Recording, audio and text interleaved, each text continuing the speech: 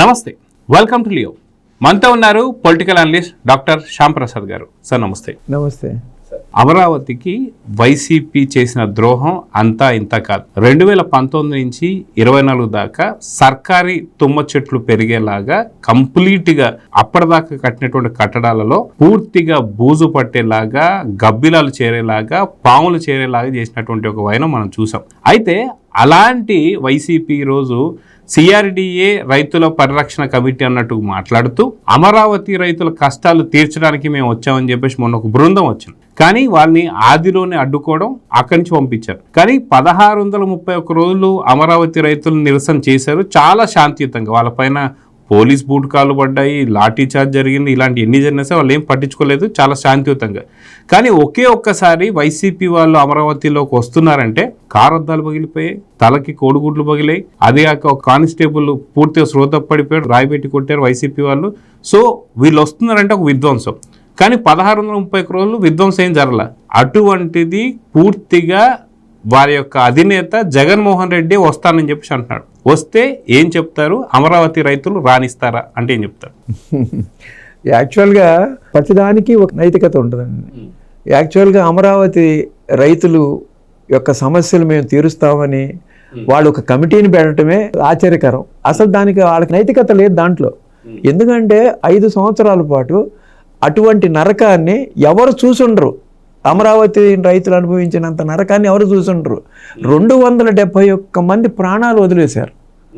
ప్రాణాలు పోయినాయి 271 మందికి. వాళ్ళు అమర వీరుల కింద లెక్క అనమాట. వాళ్ళు ఇవాళ అమరావతి సాధించారంటే మరి రైతు మహిళలు ముందుకు వచ్చారు. ఎప్పుడు ఇంట్లో నుంచి బయటకు రాని మహిళ బయటకు వచ్చారు. మహిళలు బయటకు వచ్చి 1631 రోజులు మన స్వాతంత్ర ఉద్యమంలో మనం ఎంత ప్రశాంతంగా ఉద్యమం నడిపాము భారతదేశంలో, అంతకంటే ప్రశాంతంగా ఉద్యమం జరిగింది. 1631 రోజుల్లో ఒక్కరోజు కూడా చిన్న ఇన్సిడెంట్ కూడా జరగకుండా చేశారు.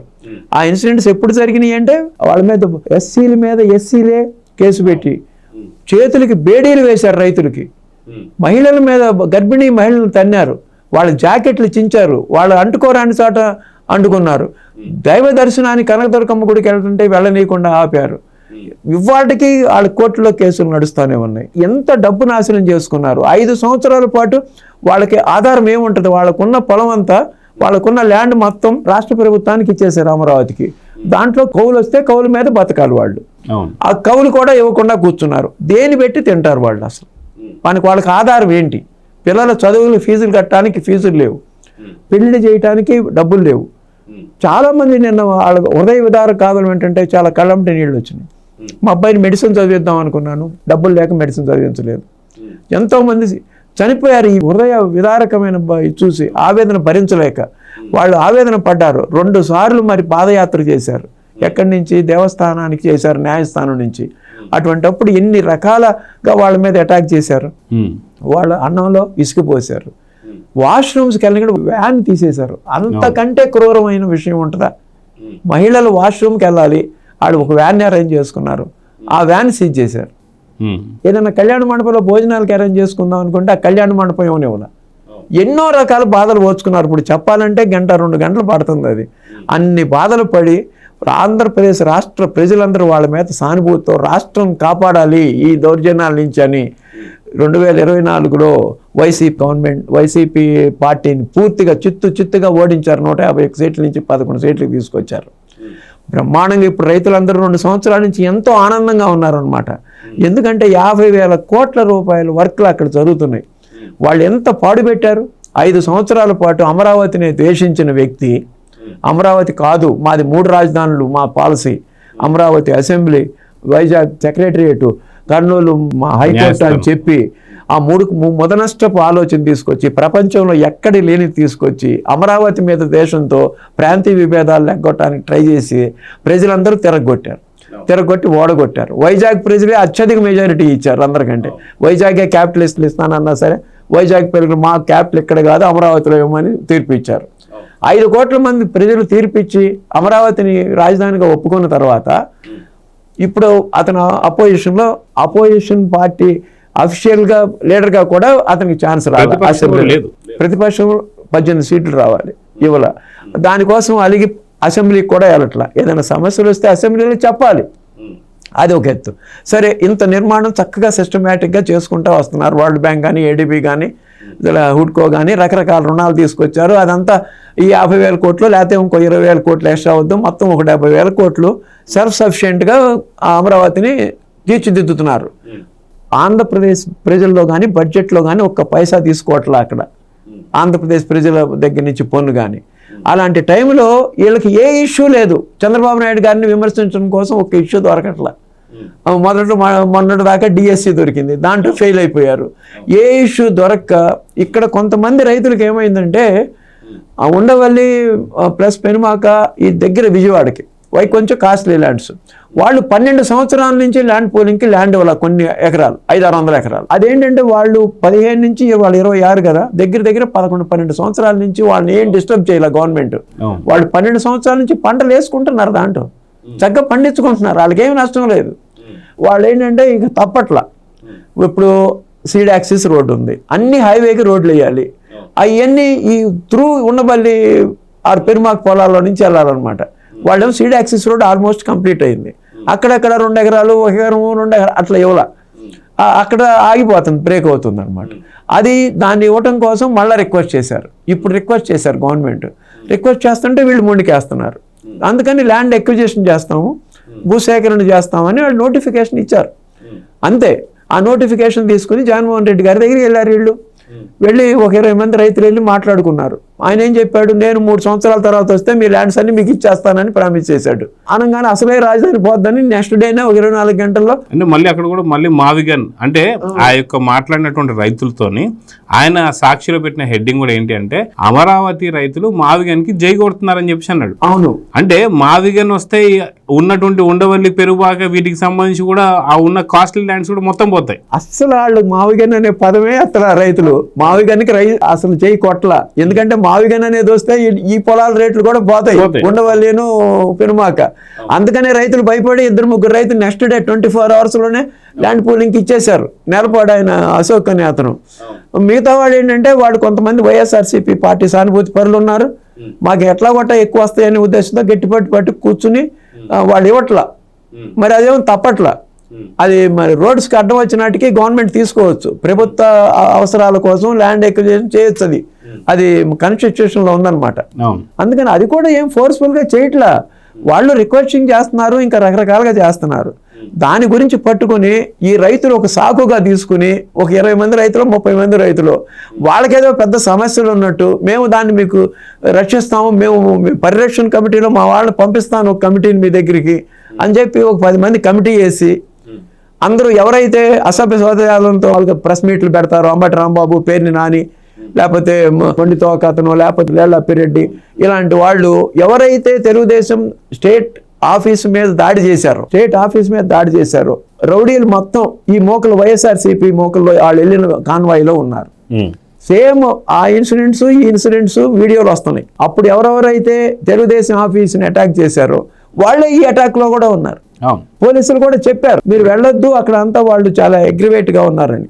1631 రోజులు ఎంతో శాంతియుతంగా వాళ్ళు పాదయాత్రలు చేసి ఎంతో సౌమ్యంగా శాంతియుతంగా చేసి ఎక్కడ చిన్న డిస్టర్బెన్స్ కూడా చేయకుండా ఒట్టి ప్రేకాటలతోనే రాష్ట్రం అంతా స్పందించిందో అంత శాంతియుతంగా ప్రజలు ఉన్నప్పుడు వాళ్ళ బాధలు 5 సంవత్సరాల బాధలు, ఎన్ని రకాల బాధలు అంటే వర్ణించలేము ఆ కుటుంబాల బాధలు. ఎవరికైనా పర్సనల్గా ఎంతమందికి అని చెప్పుకుంటారు పాపం.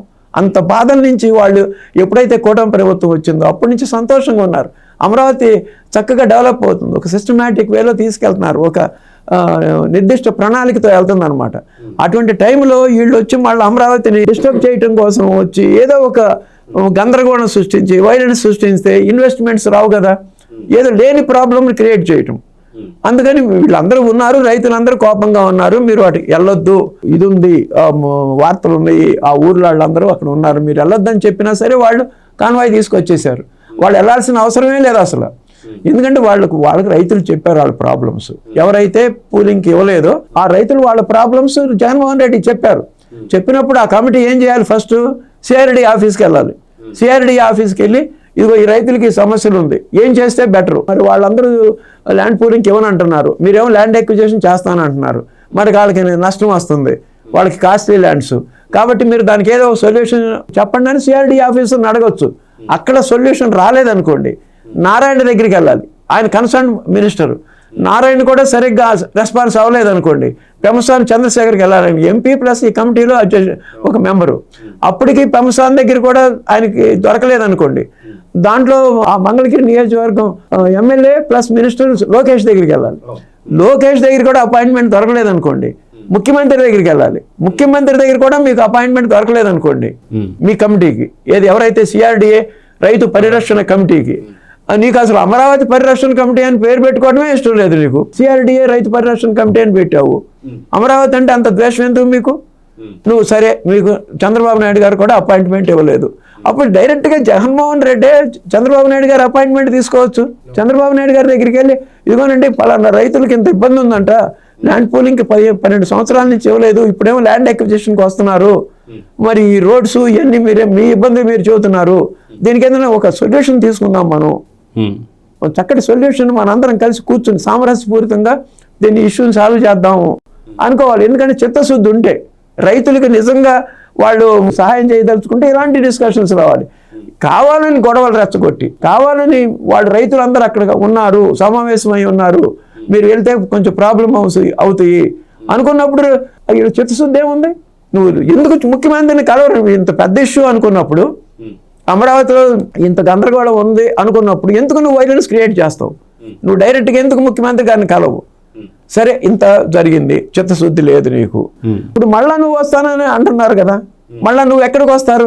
ఈసారి పోలీసు ఊరుకుంటుందా?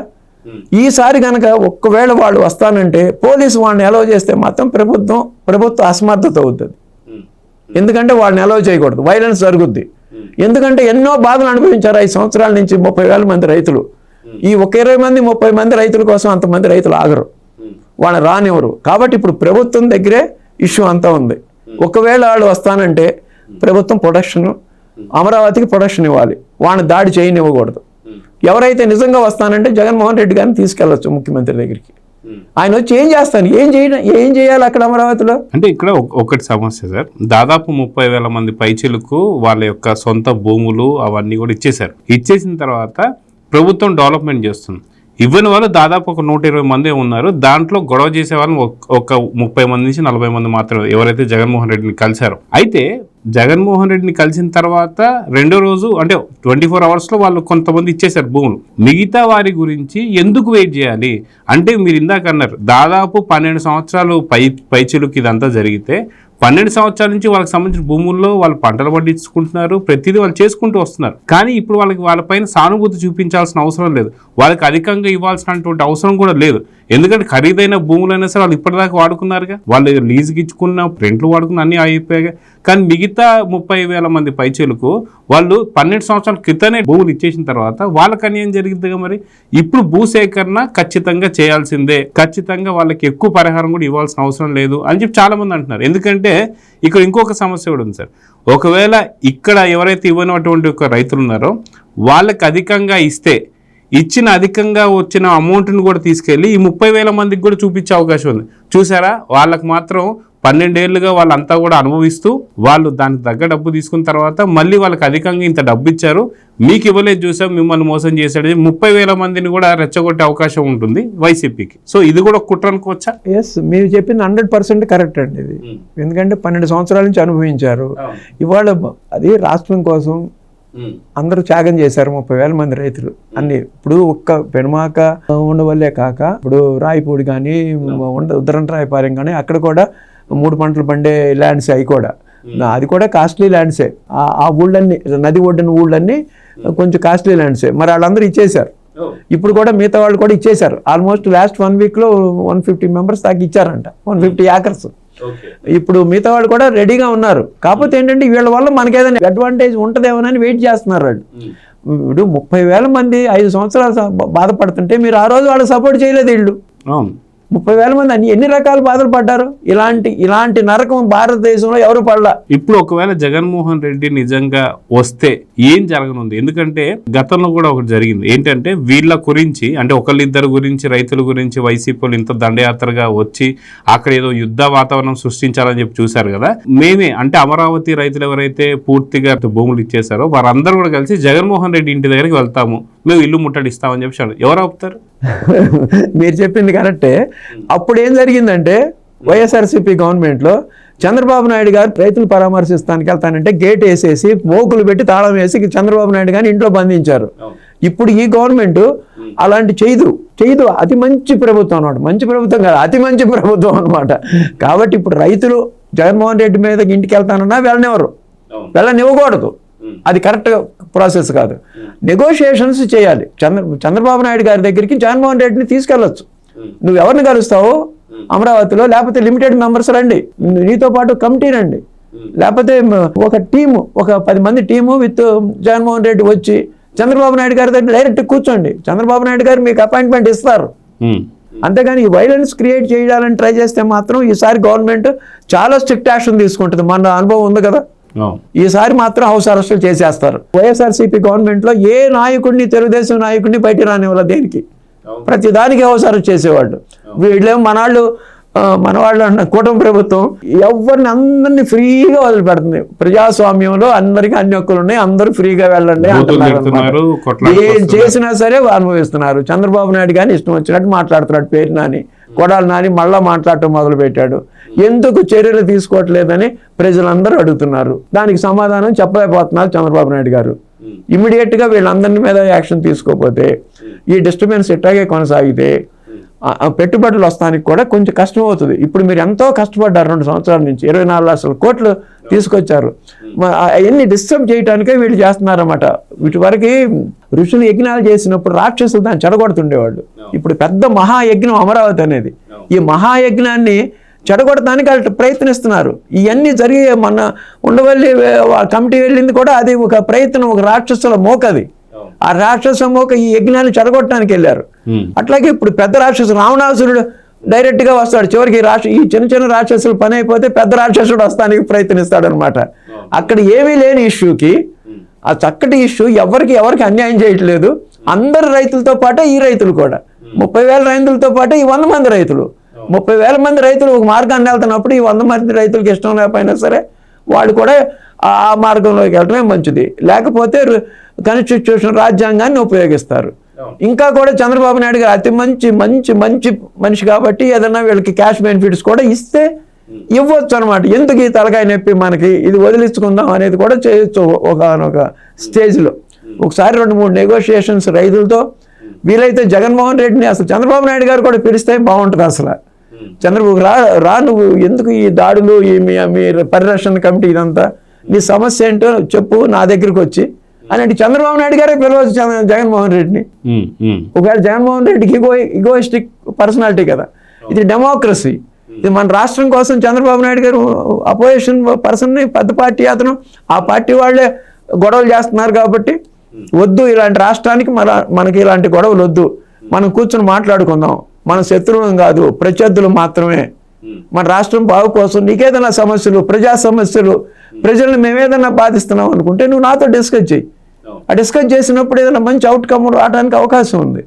కాబట్టి నా దగ్గరికి రండి, జగన్మోహన్ రెడ్డి గారు నా దగ్గరికి రండి, మీకు ఏదైనా సమస్యలు ఉంటే మీరు ఏ క్షణం వచ్చినా నేను మీకు అవైలబుల్గా ఉంటానని చంద్రబాబు నాయుడు గారు కనుక పిలిస్తే అంతకంటే అత్యద్భుతమైన క్షణం భారతదేశంలో ఉండదన్నమాట. అది మన ఆంధ్రప్రదేశ్కి చాలా మంచి శుభపరిణామం అవుద్ది. ఎందుకంటే జగన్మోహన్ రెడ్డి అపాయింట్మెంట్ అడగడు, ఇగోయిస్టిక్ యాటిట్యూడ్. చంద్రబాబు నాయుడు గారు ప్రజాస్వామ్యవాది, ఆయన అందరినీ కలుపుకుని వెళ్ళాలనే మంచి వ్యక్తి. కాబట్టి ఈ సమస్యకి జగన్మోహన్ రెడ్డిని ఇన్వైట్ చేసి డిస్కస్ చేయటమే మంచి పద్ధతి అనుకుంటున్నా. అప్పుడు కూడా వినపోతే ఇక ల్యాండ్ ఎక్విజిషన్ యాక్ట్ వాడేసేయటం. సో చూద్దాం సార్. ఖచ్చితంగా మొన్న ఈ మధ్య వచ్చిన వైసీపీకి సంబంధించినటువంటి ఒక బృందం కావచ్చు, రేపొద్దున మళ్ళీ జగన్మోహన్ రెడ్డి రేపో మాపో వస్తా అంటున్నటువంటి తరుణం కావచ్చు. కానీ మీరు ఇందాక అన్నట్టుగా అమరావతి రైతులు మాత్రం చాలా ఆగ్రహంగా ఉన్నారు. అనవసరంగా గెలికి ఇష్యూని చేసుకోవద్దని అయితే అందరూ కూడా భావిస్తున్నారు. సో చూద్దాం సార్ ఏం జరగబోతుందో. నమస్తే. Please subscribe to Leo news for more videos.